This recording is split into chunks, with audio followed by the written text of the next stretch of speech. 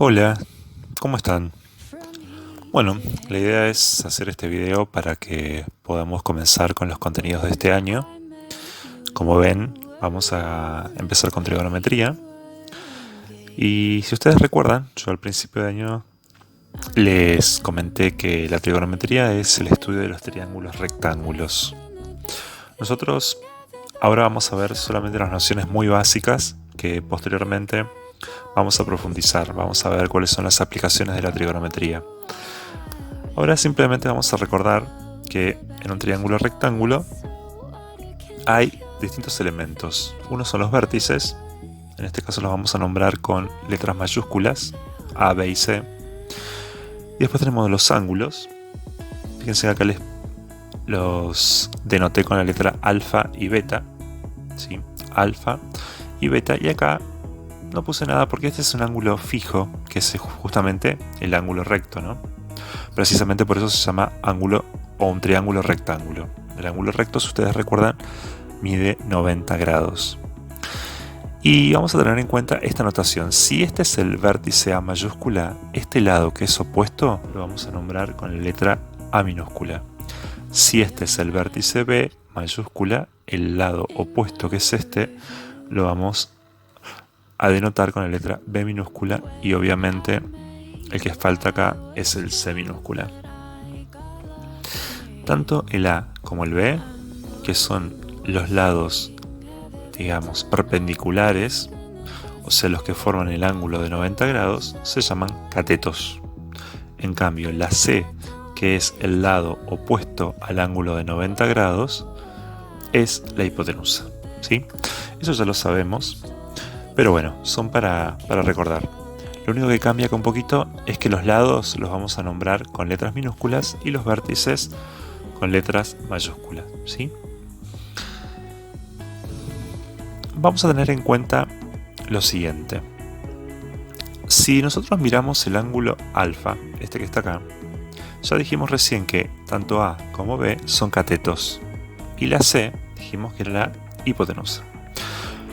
Pero este lado que está acá, que es el B,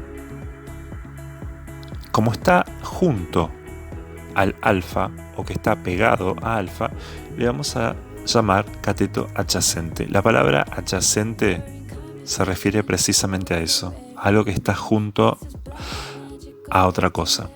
Y en este caso, el A, este lado que está acá, que está en forma opuesta a alfa, vamos a llamarlo precisamente de esa manera, cateto opuesto, ¿sí? De la misma manera, si ahora en vez de considerar el ángulo alfa, consideramos el ángulo beta, decimos, la C sigue siendo la hipotenusa, pero ahora la B, ¿cómo está respecto a este ángulo? Está en forma opuesta, por lo tanto va a ser el cateto opuesto. En cambio A está junto al ángulo beta, va a ser ahora el cateto adyacente. Eso es súper importante. ¿Eso qué quiere decir? Que cada cateto va a ser opuesto o adyacente según de qué ángulo lo estemos mirando, ¿sí? Por ejemplo, este A es el adyacente de beta, pero es el opuesto de alfa. Y este B, que es el opuesto de beta, pero es el adyacente de alfa, ¿no? Eso es importante. Otra cosa importante son las razones trigonométricas. Esta es una definición y la tienen que aprender, ¿sí? Las razones trigonométricas son tres. Nosotros vamos a estudiar tres puntualmente. Una que se llama seno, una que se llama coseno y una que se llama tangente. La palabra razón, sí, se refiere a un cociente, a una división. Entonces, el seno, miren acá, el seno de alfa es el cateto opuesto de alfa dividido su hipotenusa. Entonces miramos, el opuesto de alfa es B y su hipotenusa es A. Entonces, el seno de alfa, es una definición, es dividir B sobre A. El coseno, cambio, es el cateto adyacente de alfa dividido su hipotenusa. ¿Cuál es el cateto adyacente de alfa? Es C y su hipotenusa A. Por lo tanto, es C sobre A. Y la tangente, por definición, es el opuesto de alfa dividido el adyacente de alfa. El opuesto es B y el adyacente es C, ¿sí? B sobre C. Para finalizar, vamos a hacer esta actividad, ¿sí? Yo les voy a dejar actividades similares a esta. Fíjense en que, ¿qué nos está pidiendo esta actividad? Encontrar el valor exacto de cada una de las razones trigonométricas. O sea que nos podríamos encontrar seno, coseno y tangente de alfa. Bueno, si ustedes recuerdan el seno, por ejemplo, de alfa, ¿a qué es igual? A el opuesto sobre la hipotenusa. El opuesto acá no lo conozco, por lo tanto primero tengo que averiguarlo. Entonces, ¿cómo lo vamos a averiguar? Utilizando el teorema de Pitágoras. Si ustedes recuerdan, el teorema de Pitágoras dice que la hipotenusa al cuadrado es igual a la suma de los catetos al cuadrado.